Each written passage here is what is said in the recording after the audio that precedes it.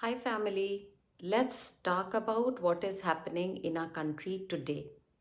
Background is that till May 2014, we were suppressed like an infected blister under a tight band aid. We all knew that we were in a filthy, dirty swamp, and we also understood that we had no voice to raise against the gazillion atrocities that were happening to us and all around us. Terrorism, bomb blasts, corruption, suppression was ignored, backed, or protected by the establishment. It was an accepted fact. The honest taxpayers lived with a constant fear that they had to steer clear of all authorities, like one steers clear of rogues who may come our way. The situation of law and order, judiciary, politics, journalism was akin to a monster feeding off all of us. What changed with the swearing in of PM Modi is that the band aid was peeled off. For the first time, we could see how desperately corrupt our institutions are and how excruciatingly tough it is to expect them to do their assigned job of giving justice and security. The institutions have a strict allegiance to their principal motto of life, which is you scratch my back and I will scratch yours. And they all stay protected no matter what they do. Look back in time. Where is Chidambaram?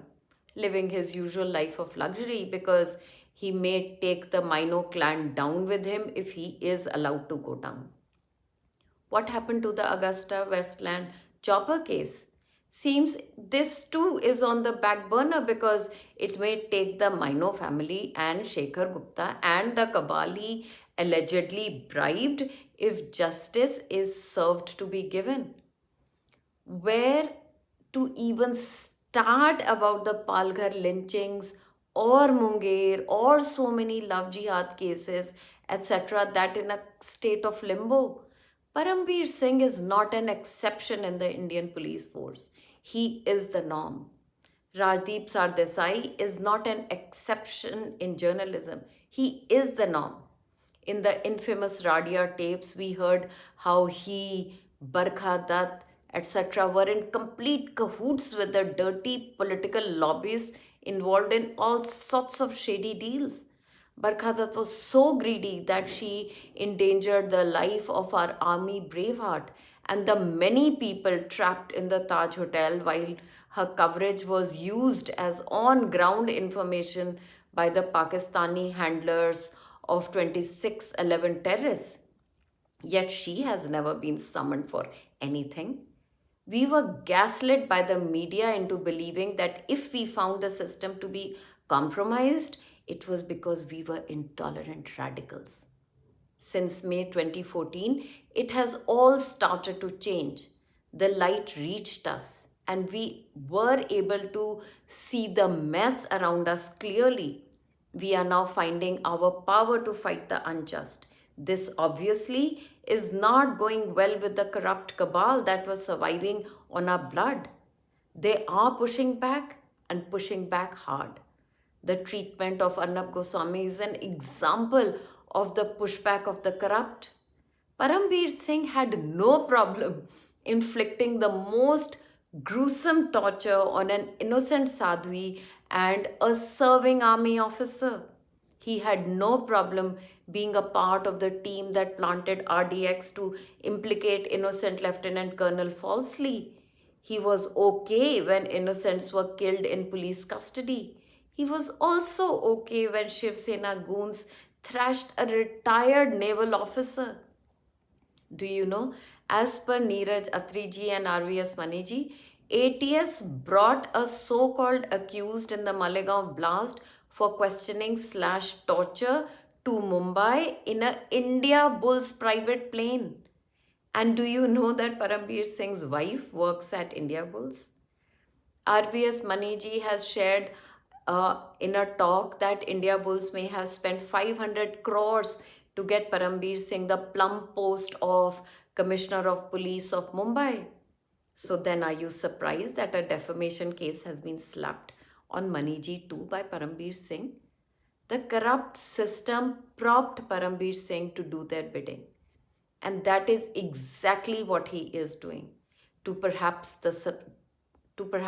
suppress the truth about Sushant Singh's mysterious death to save an Arctic creature.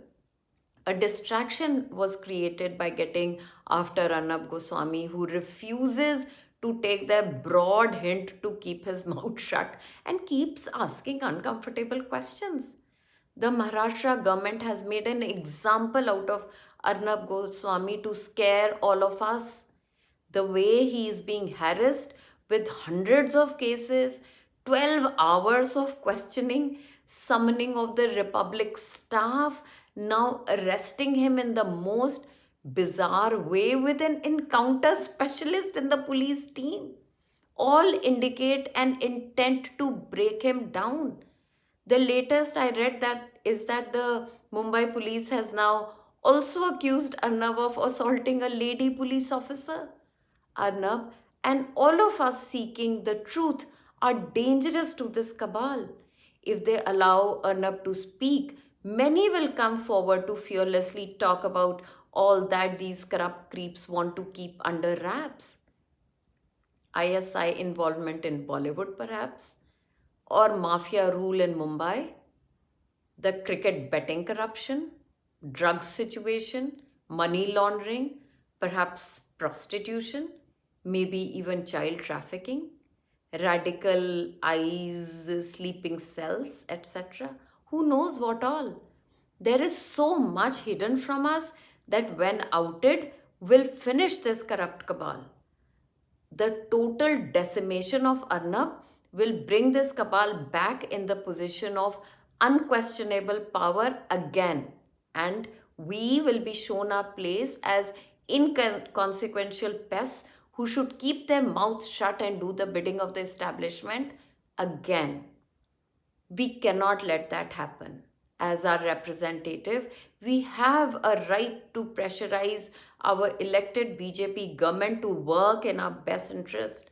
The more we demand, the more we will achieve. Fight this war against anti India forces. Please use your strength. Allocate some time every day for the service of your Bharat Mata. Talk to your friends, discuss with your family, come on social media, create awareness and understanding in your peers. Just let's all do our bit. When we support Arnab today, we support our freedom of speech. We have been trained by our ancestors to be thinking, opinionated, free individuals. And if we lose that, we will not be who we inherently are.